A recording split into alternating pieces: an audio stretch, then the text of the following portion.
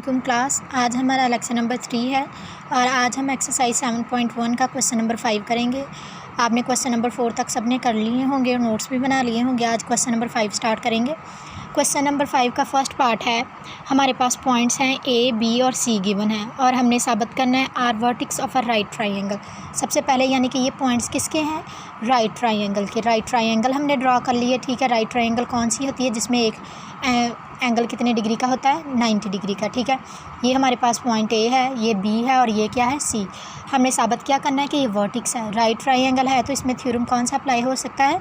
Pythagoras का theorem, ठीक है। सबसे पहले हमने इसमें डिस्टेंस फाइंड करना है, यानी फासला। हमें यानी कि वतर भी चाहिए, अमूद भी चाहिए और कायदा भी, यानी कि हाइपोटेन्यूस, परपेंडिकुलर एंड बेस, ठीक है। तो ये कैसे फाइंड कर सकते हैं? क्योंकि पॉइंट्स गिवन है तो हम ये फासला है, ठीक है। तो डिस्टेंस का फार्मूला अप्लाई करेंगे और ये फाइंड कर लेंगे। सबसे पहले हम ए और बी का डिस्टेंस फाइंड करते हैं। सेम वही जैसे क्वेश्चन नंबर 4 तक आप लोगों ने डिस्टेंस का फार्मूला लगाया, x² माइनस x1 का whole square plus y2 minus y1 का होल स्क्वायर। देखिए अब ए और बी का फासला कर रहे हैं तो ये x1 है, ये y1 है, ये x2 है और ये क्या है? y2। हमने इनकी वैल्यूज़ पुट की और हमारे पास क्या आ गया? ए और बी का डिस्टेंस, यानी कि हमारे पास बेस क्या बन रहा है? 4 अंडर रूट, यानी कि हमारे पास ये 2 बन रहा है, ठीक है। ये फासला क्या आ गया? ए और बी का कितना फासला है? 2। इसी तरह अब बी और सी का फासला फाइंड करते हैं, डिस्टेंस फाइंड करते हैं। सेम यही वाला फार्मूला लगा के अब देखें इसमें ये x1, ये y1 और ये वैल्यू किसकी है? x2 और y2 की, ठीक है। उसमें ये फार्मूला लगाया तो हमारे पास बी सी की वैल्यू क्या आ गई? 12 अंडर रूट। ये क्योंकि एक मुकम्मल स्क्वायर रूट नहीं होता तो हमने क्या किया? इसे फैक्टराइज कर लिया। ये 2 के टेबल पे डिवाइड हो रहा है तो ये देखें, अब ये देखें ये हमारे पास क्या आ गया? 2 का स्क्वायर मल्टीप्लाई बाय 3 और ऊपर क्या होगा? अंडर रूट, यानी कि अंडर रूट इस पे अलग से है और इस पे अलग से है तो 2 की अंडर रूट से स्क्वायर कैंसिल हो जाएगा, अंदर क्या रह जाएगा? सिर्फ 3। तो हमारे पास क्या आ गया? बी सी का डिस्टेंस 2 मल्टीप्लाई 3 अंडर रूट आ गया। इसी तरह अब हम सी ए का डिस्टेंस फाइंड करेंगे, यानी वतर हाइपोटेन्यूस की वैल्यू, ठीक है। वो भी इसी तरह फार्मूले से हमने सारी वैल्यूज़ को पुट किया तो हमारे पास क्या आ गया? 4। अब हमने इसे साबित कैसे करना है कि ये वर्टिक्स है? ये साबित तब होगा कि जब हम पाइथागोरस का थ्योरम लगाएं और ये सारे का सारा क्या हो जाए? एक दूसरे के, यानी इन दोनों को जमा करें तो जवाब क्या आ जाए? इसका आ जाए, यानी कि ये लेंथ और ये लेंथ इन दोनों को प्लस करें तो वो लेंथ किसके बराबर होनी चाहिए? आपके हाइपोटेन्यूस यानी वतर के लेंथ के बराबर होनी चाहिए, तब ये साबित होगा। तो ये क्या करेंगे? पाइथागोरस का थ्योरम लगाते हैं। वतर क्या है? 4 का स्क्वायर इक्वल ए बी का डिस्टेंस क्या आया था? 2 का स्क्वायर और ये आ गया 2 मल्टीप्लाई 3 अंडर रूट का स्क्वायर। देखें आपके पास जब भी हमारे पास ऐसे होता है तो हम क्या करते हैं? इसका स्क्वायर रूट अलग से लेते हैं, इसका स्क्वायर अलग से लेते हैं। इसका स्क्वायर लिया तो 4, दोनों आपस में मल्टीप्लाई हो रहे हैं तो दरमियान में मल्टीप्लाई, इसके स्क्वायर से अंडर रूट कैंसिल और ये क्या हो गया? 3। पहले मल्टीप्लाई करेंगे 12 आएगा और ये 4 + 16। देखिए ये दोनों क्या हो गए? बराबर। यानी कि अगर हम ए और बी की लेंथ और बी और सी की लेंथ दोनों को प्लस करेंगे तो वो किसके इक्वल आएगी? हमारे वतर के बराबर आएगी। तो ये साबित हो गया कि ये क्या है? आपके पास वर्टिक्स है। इसी तरह इसके सेकंड और थर्ड पार्ट में है।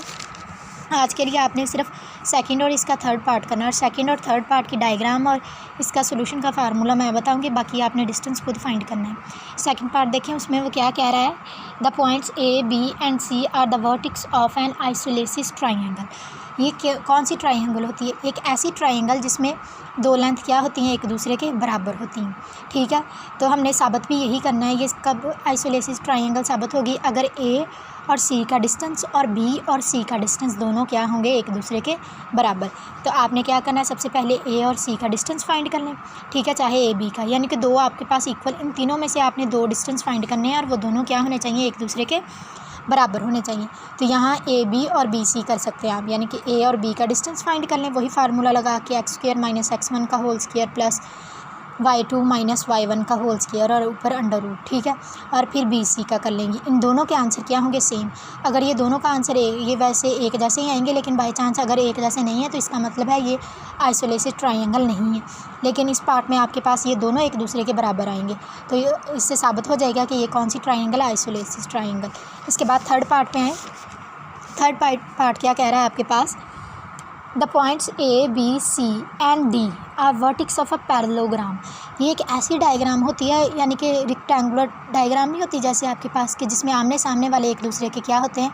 बराबर, लेकिन ये थोड़ी सी टेढ़ी होती है, ठीक है। इसमें जो चारे साइडें हैं वो आपके एक दूसरे के बराबर आनी चाहिए, चाहे आपने क्या करना है, दो का डिस्टेंस फाइंड कर लें, चाहे आप ए बी का डिस्टेंस फाइंड कर लें, यानी कि ये लेंथ और ये लेंथ एक दूसरे के क्या होगी, बराबर, आमने सामने वाले क्या होंगे, बराबर होंगे, यानी ए बी का डिस्टेंस और सी डी का डिस्टेंस दोनों क्या होंगे, एक दूसरे के बराबर होंगे। और जब ये बराबर हो जाएंगे तो इससे साबित हो जाएगा कि ये क्या है, पैरेललोग्राम। आप ये ज़रूरी नहीं है आपने ये दो आमने सामने वाले डिस्टेंस ही, आप ये वाले भी डिस्टेंस फाइंड कर सकते हैं, यानी ए डी तक का डिस्टेंस और बी सी का डिस्टेंस।